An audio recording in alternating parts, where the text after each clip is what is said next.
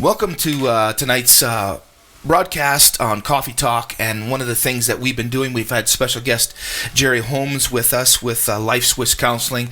We've taped a few together, and I just look forward to these things. And I made comment last time that I smiled a lot as you were talking, because I could definitely relate to a lot of stuff we're talking about, because the last session we talked about, we were dealing with differences in marriage relationship and how differences often can escalate to the point where they cause major conflict. And we talked about that it brings stresses and also the expectation aspects. We make assumptions, right?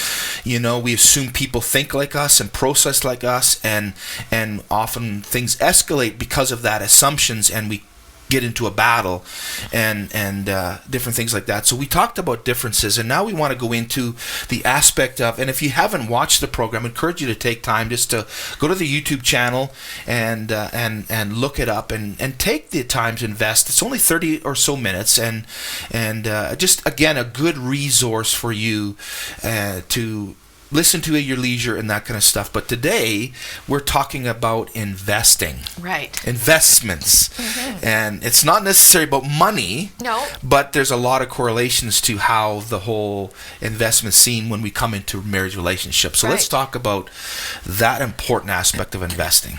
Well, when we first meet a person, any person, male or female, we start a relationship with someone, we don't realize that in our brain we've opened up an account. Okay? Yeah. It's the us account. My relationship with you, your relationship with me.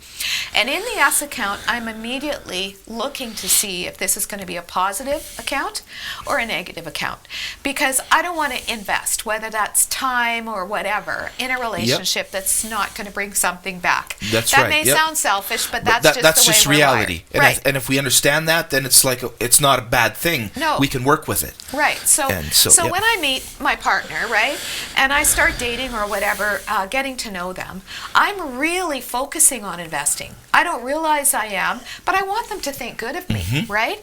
So maybe I'm kind, maybe I am considerate of them, I make note of how they like their coffee, I make note of what their favorite foods are, I make note of, what's relaxing for them, what's stressful for them, and I'm making mental notes, because really if I'm going to build a relationship with them, I know intuitively I got to put some deposits into this bank account. That's a natural thing. We know that we have to put some skin in the game. Right, exactly. Yeah. So, we start off, however long that is, okay, and then we end up, moving into a more permanent relationship with that person, getting married or whatever, and we're in the marriage, and then we think, oh, this is great. I'm really enjoying this relationship. And without realizing, there's a subtle shift that starts to happen. Once we move in under the same roof, some of that has to do with, from a man's point of view, they're a bit competitive. They go to get the girl, right? Well, I got the girl. Right? Now what? I've got her, right? What's the so next now challenge? I don't have to work so hard at this, right? and I'm not blaming it on men or whatever, No. but a lot of times that's true. And women feel like, now I've got the home, I've got the, we are a couple, we are a family, and so now I can focus on being a family, especially when the kids come, I can focus on the kids, right, to the exclusion of the partner, and all my investing can easily turn into the kids. Men can easily turn all their investing time into their work, right? Either way, I think, without realizing it, when we've been married for a while, the bank account called us really hasn't had a lot of deposits for a long time. We stop being considerate. In fact, I hate to say this, but sometimes the way couples relate to one another, married couples, is ruder and more hurtful. It's almost like the guard comes down because you've accomplished something. In the mindset, I have this and I'm part of this now. Now it's not so much of a, I don't like to use the word project, but you know what I mean? Yes. It's a goal. Let's say it's a goal. The goal, we've reached our goal, and so now that we have our goal, it's not that important anymore, because we put our focus on other things. Yeah, absolutely. Right? And then that starts draining, and when conflict starts to happen, it's like, well, we haven't invested. No, and a conflict is a withdrawal. Yes. So we think of bank accounts, right? Yeah. You're putting money in, you're taking money out, putting money in, taking money out. And so in the early years of the marriage, because we actually have a basis of putting money in, so to speak, right? Yeah, I get through you. our tenderness, through our kindness, through our connection, through our dating. Communication. Right. All that kind of stuff. We've got a lot in the account. So when we have an argument or we have a fight, but you know what? It's okay. Because there's a lot left in the account. It's like driving the car knowing you have an hour to go when you have a half a tank. I don't need to fill up because I got to have a tank. I'm okay. Yeah. And I mean, there isn't really any kind of a chart or a literal record that shows us the state of the affairs, right? Right. All we know is what starts to happen is the conflicts change. The small things we talked the last time about, complaints. The same complaints start feeling bigger. Do you know what I mean? Yeah, I do. It's like you're always complaining about this. You're always complaining about that. And the little things start feeling like big things.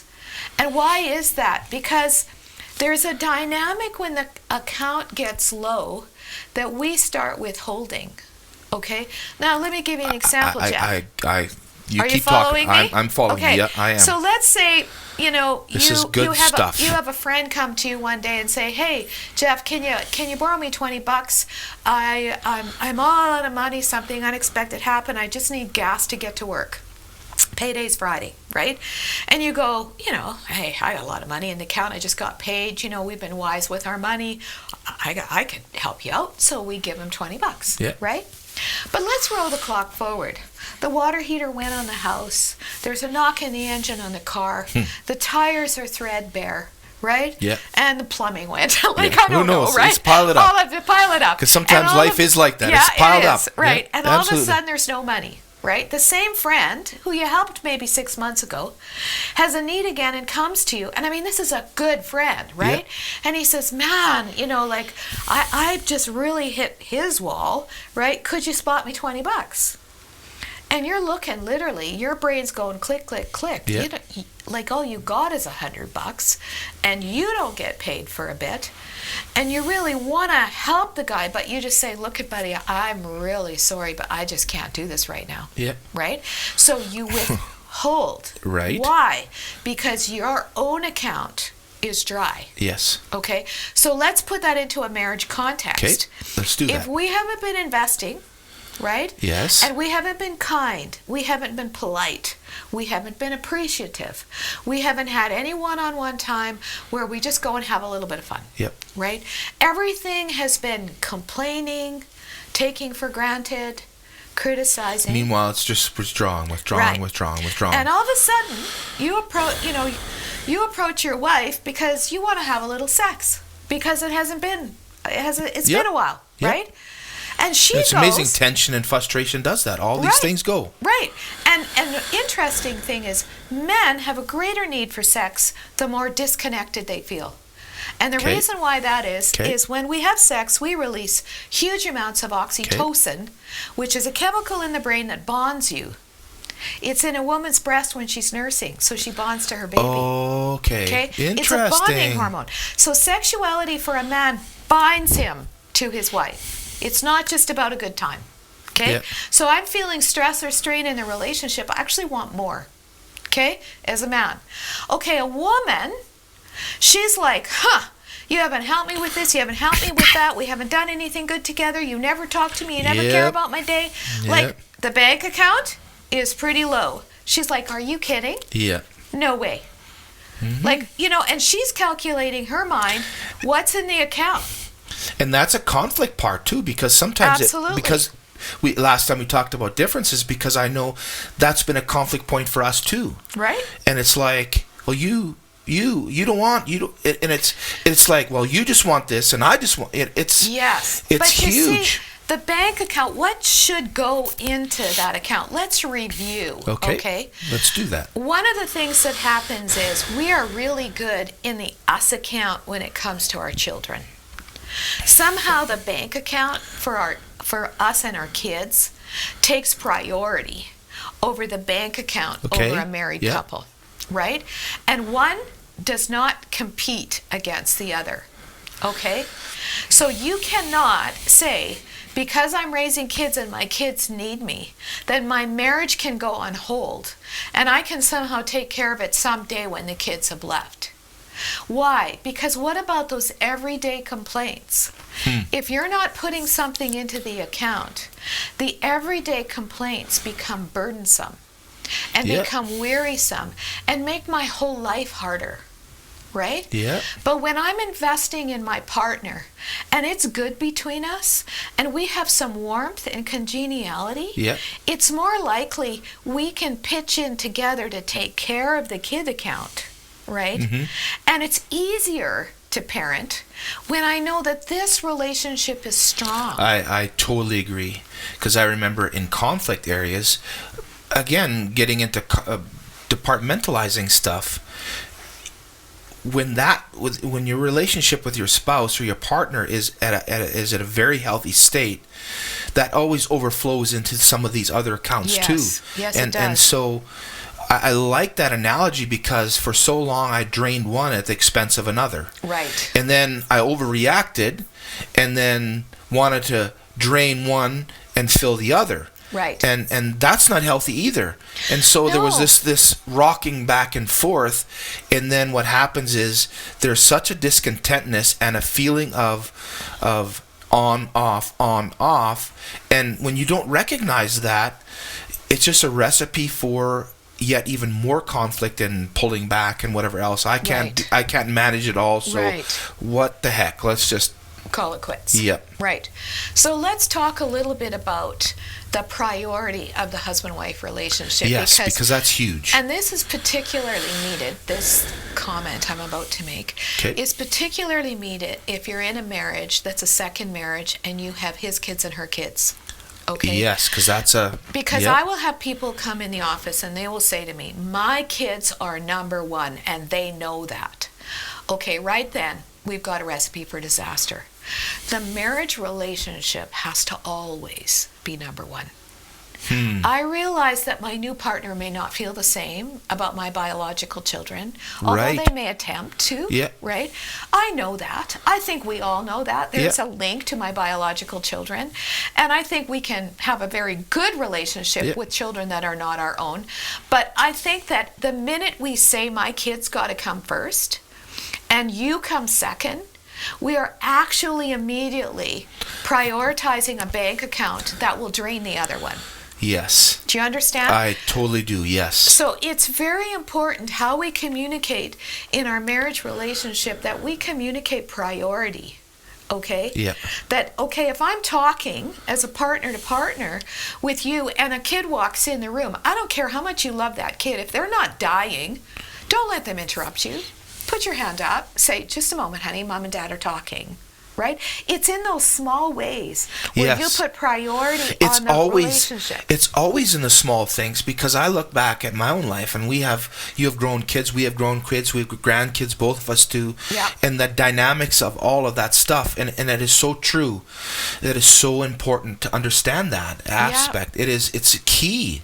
And also, okay, we all have the same amount of time, right? People say, I'm really busy, I don't have time, I don't have time for this, I don't have time. We all have the same time. We're given the exact same amount of time. 24 hours. But what we fill it in is what we fill it with is what we believe is most valuable. Yeah. Now, I'm not unreasonable. Sometimes when people are in financial difficulty, they have to work long hours, and there is stress on the relationship because of the hours that people have to work.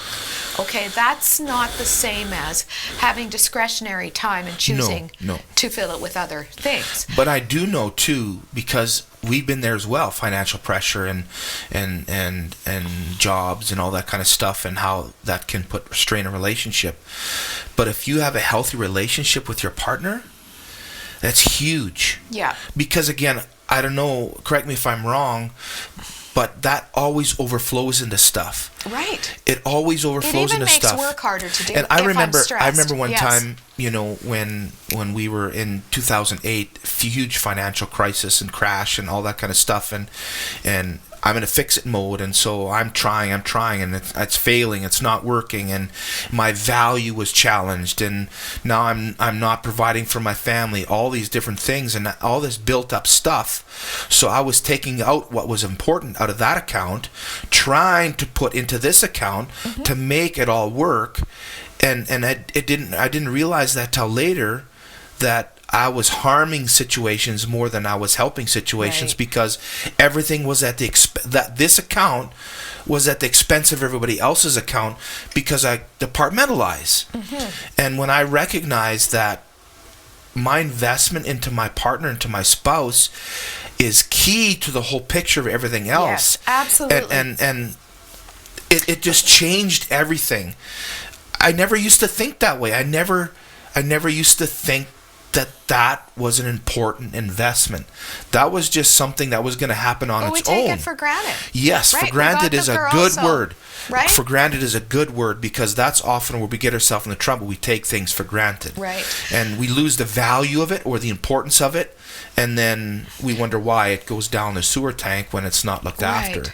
I think there's simple tools. Like, one of the things that I work on, right as a base level work with couples, is 20 to 30 minutes a day. Okay? Now, you'd be surprised how many people find that difficult. 20 to 30 minutes a day of undivided, no phones, no interruption time, where we are not just... Put your phone down. Right. We are not just problem-solving kid issues or money issues. We are actually listening and learning from each other. Yes. So, and there's many ways to do it. I know some couples that one's a morning person, one isn't. So the morning person gets up early, they make the coffee, they bring the cup back to the bedroom, click on a lamp. The other person's just slowly waking up. They sit together in bed, they drink their coffee together, and they debrief the day before. How did your day go, honey? But you're listening. You have my undivided attention. You're not scrolling. You're not like, oh, the kids are up now. It's like, no, this is just you and me. And they train their children once they get old enough to do that, right? Sorry, this is mommy, daddy time. Go play. We'll deal with it later, right? Some other people, they use the right after supper because they do have meal together, right? So the kids disperse, they get them set up. Maybe that's their screen time because this is our mommy, daddy time. And mom and dad sit together at the table or whatever.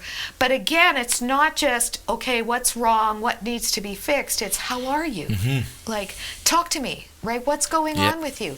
And then maybe we're making future plans, and we're talking about what I've learned to purpose that. Okay. I've learned to purpose that because I don't think that way. Okay. I've learned to purpose that, and part of that was in when her and I were walking through our conflicts.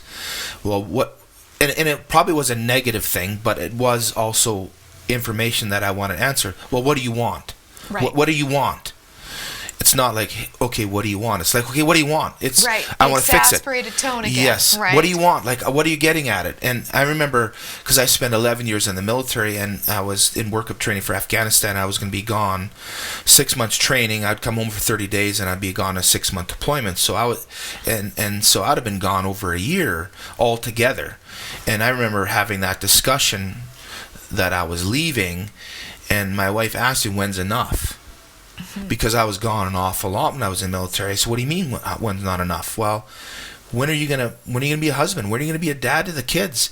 And all that kind of stuff. And I took that as a threat. Right. I was not doing something. And so I asked that question, well, what do you want?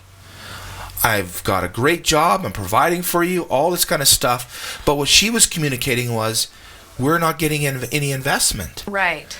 And I didn't see it that way. I was thinking, you're ungrateful.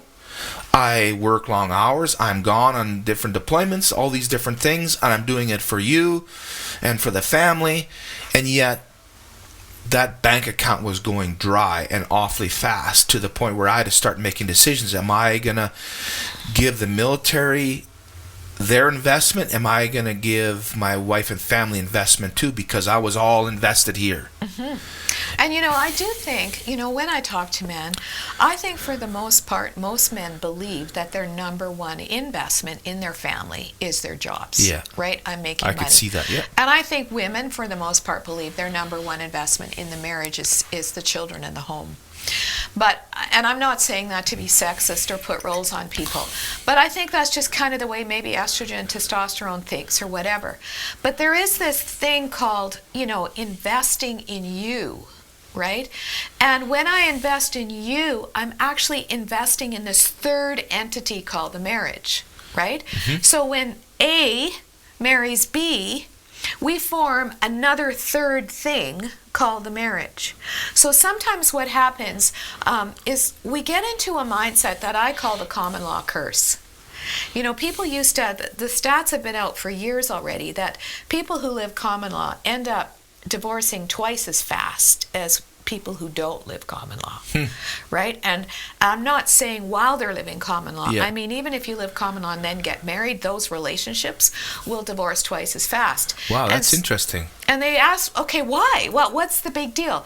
And I've come to coin it the common law curse. And here's what it is. When you move in common law, you move in with a mindset of 50-50, okay? So I'm paying for this, you're paying for this. I'm doing this job, you're doing this job. I'll cover the mortgage, you cover the rent, right? Everything about a common law relationship is a 50-50 concept. Okay? Because we're seeing if we can make this work. So it's all about the rule of common law is fairness. Okay? Everything has to be fair. And a lot of the arguments in a common law relationship, at the beginning anyway, are around that. Well, you're spending too much time with the guys. Okay? Well, you're spending too much time on the phone. Okay, so it's all about where's my share? Where's my share? Okay? Now, when we talk about investments, I can't monitor your investment. No. Okay? But that is the mindset of common law, is we score keep. Okay? We keep records of how much are you investing, how much am I investing. Not physical records, but emotional records, right? Absolutely. And we feel that it's okay to argue that way. But see, marriage is a whole different mindset.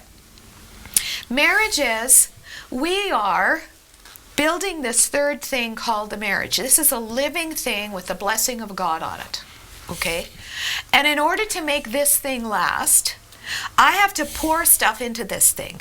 I have to give up something of myself to invest in the third entity. So sometimes when you want me to do something and I don't really want to do it, and I just think like, why should I do that? I don't really want to do that. I just go, hey, I want to have a marriage. I'm going to invest in the marriage by giving this up. I'm not giving this up for you. Mm-hmm. I'm giving this up for the sake of the marriage, for continuity, for consistency, for cooperation, for building this third thing on the marriage. I recognize that I have to surrender something to the good of the marriage if the marriage will survive. That's the marriage account. Okay? So the minute I change my mindset, well, what have you given up for me? Well, what have you done for me? And I start calculating the costs and you're monitoring your investments, it all goes to hell in a handbasket. Yeah, absolutely. Okay, do you know what I mean? Yeah, I do. Because suddenly I never feel it's fair, right? It's not fair. And more marriages end because people start scorekeeping than anything else. Absolutely. Right? So absolutely. I ask people, do you believe that you're giving more to this relationship than your partner? And if they say yes, this is what I say to them. Good. Because if it doesn't feel that way, you're probably not giving enough. Marriage always feels to me like, I don't know if it's the selfishness of the human heart, but when I'm in a relationship with someone, it always feels like I'm working harder at it than they are. And that's the way it should be. And if I don't feel like I'm not working, and if I don't feel like I'm not surrendering anything, and I'm not giving anything up, then it's not likely that you're doing enough for the relationship. You used the word working. I wrote that down because too often, I think sometimes, I don't know if it's just because we've learned by habits, or we learned that's how we operate, or it's in our DNA. Sometimes we expect things to happen by themselves without any work. Yes. We just expect that. It should just happen. Yes. And working often, I think, too, is used as a bad word. Yes. And it's not a bad word, because we've been talking about investments and money, if you're not working towards something, you can't expect anything. No. And so working isn't a bad word. Working encompasses responsibility. It puts together the fact that I value this thing. Right. It also talks about that not only do I value it, but I want to see it grow. I want to see it change. I want to see it develop over time. And anytime you take those variables out, you take work out of it, it seems like if you do nothing, it starts going backwards on its own. It's almost like, going up in school in science class, and we talk about the power of magnets and the degree of magnets and things like that. And so the natural tendency oftentimes, if we're not working at something, is it pushes it away. Right. And then we're mad that it didn't work out, when it's because of how we're handling situations. Well, I look at marriage like a living thing, like a plant. Yes. Okay? I can buy a beautiful plant, right? Yep. And I mean, we've just had growing season, so I think we all get this in our summer. But I can buy a beautiful plant, and it can have great life in it, right? Because somebody put the seed in the ground, watered, fertilized, and put that in the store for me to buy. Yep. They tended to it, and I got the benefit of it. Yep. But I can bring that plant home, and I can show everybody that plant, I can celebrate that plant, Yep. and then I can just ignore it. Yep. Maybe every now and then throw, half a cup of water in it. And what kind of plant's it going to look like in 6 months? That's right. It's going to show exactly from the work that's been put into it. Right. I look at that in my lawn. I love taking care of lawn. It's something that I enjoy doing. And people often said, how do you get your grass so green?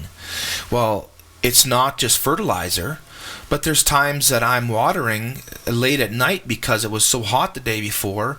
And I thought of that yesterday, because yesterday I put the water on. Right. I wonder how many hours I've put in just watering the grass, because we don't have automatic sprinklers. I have to physically move the water. We want to do that sometime, but how many hours, do I put into that? Or watering the plants, or all that kind of stuff. That takes work. And I notice that when I drive by someone else's yard and it's manicured, looked after, I automatically know that they've invested. They have a commitment to that. They work at it. And you can drive by some other yards, it's like they don't care. Right. Their priorities are somewhere else. And it's not that everybody has to do that. It's just the idea of work. I know what it takes because I've been invested in seeing that product. Well, I think people, think because it's a love relationship, that it's all feeling based. If I love you, I will just automatically do everything for you because I love you. And if I'm not doing it, well, what's wrong with my love? And then I start questioning whether I'm in love with you anymore or not in love with you anymore. In fact, love is a very interesting thing. I find that love is like the flower in the plant, right? It will die. Yes. There's times in every single marriage you don't feel it. I agree. Yep. You don't feel it Absolutely. anymore, right? I just don't feel in love. And yet I care about you and I don't want you to, be sick or hurt. But I just don't feel in love with you. And maybe somebody else is more attractive. Somebody else calls my name. But the reality is, if I turn my attention back to the plant and I start doing what I don't feel like doing, like there's no feeling here. I just do what love requires, right? It's just duty, right? And I just start investing. I get my focus on what I'm not feeling, and I start saying, okay, this is the person I chose to be with. I'm going to invest in them. And I just almost do it out of a discipline or a duty, and I start putting my focus on you and what do you want? What do you need? Which feels so contrary to the way we're made, right? But I start doing that, all of a sudden one day, something's changed in my feeling. Not because of the way they responded to me. Right. Not because they cultured it in me, but it's a funny thing. Love grows in the giving, not in the receiving. And that's the idea of investing. When you're investing in that stuff, it's the financial world, for instance, sometimes your investments doesn't seem to do anything. Right. And you just wonder, is it worth it? But you keep at it. Right. And you keep at it. And all of a sudden it's like, it comes back and all of a sudden there's benefits and rewards. Do I always feel like doing something like that? Not always. I don't always feel like doing the grass. I don't always feel like doing the manicuring or whatever I'm doing. I don't. I don't feel like it. But sometimes I choose to do it because I know in the end it's going to bring something. It's going to bring something beautiful. And if we can see relationships that same way, we're going to push through those times where I don't really feel like it's worth the effort, or I'm tired of this, or I don't want to go through that scenario again, and I don't want to deal with that kind of work situation. But when you understand that you pushing back feelings are these crazy things that shift with every kind of wind that blows around, and if we can understand that we can push through those, it's not always about my feelings.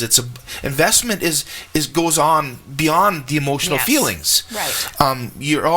Investors always remind you you're in it for the long haul. If you want a quick fix, it's going to go up and down. Yeah. And especially if they're a good investor, they'll tell you, look, you know what, 1 year, it may not look very good, but I'm telling you, stay the course. Stay the course. Keep investing. It's long term. And it's not that we have to wait long for everything in marriage relationship.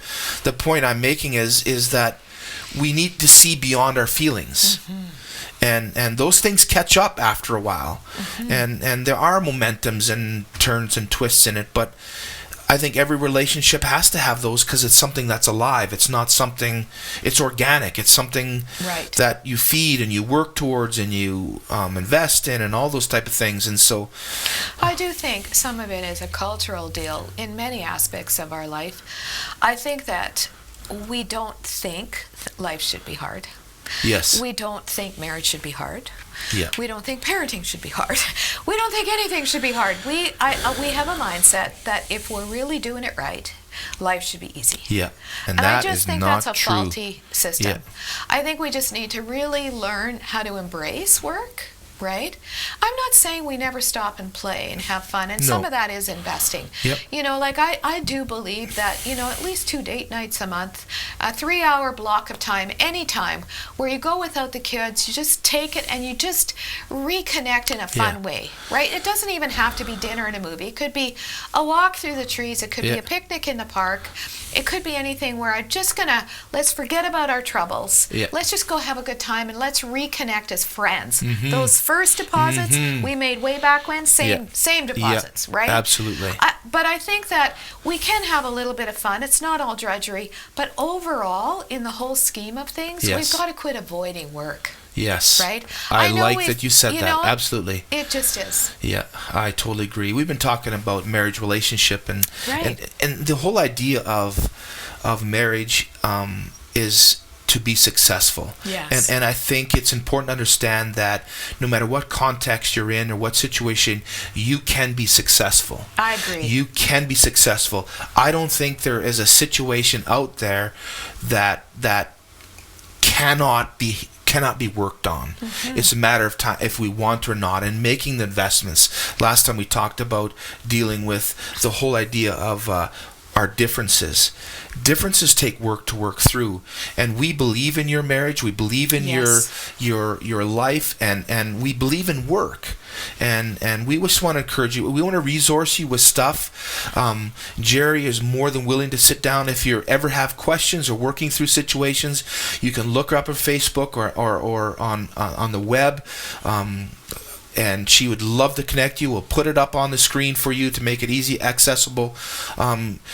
Geri is very down to earth, and one of the things that I appreciate of Geri is she's really real because you've gone through stuff. Mm-hmm. You've worked through things, and you just bring a real...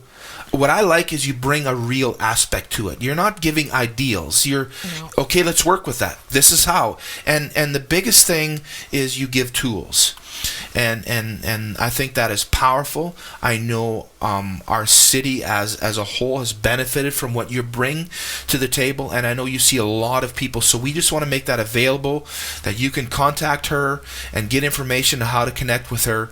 But most of all, we want to say thank you for taking the time to listen and tune in, and we just want to thank you. We honor you for that, and we just want to wish you a rest of a good evening and a rest of a good week. Thank you for joining us. We appreciate that very much, and have a great rest of the week. Hey, thanks for watching, and make sure you subscribe to this channel so that you don't miss a single video or podcast, and share these videos with a friend. And don't forget, you can join us live every Sunday.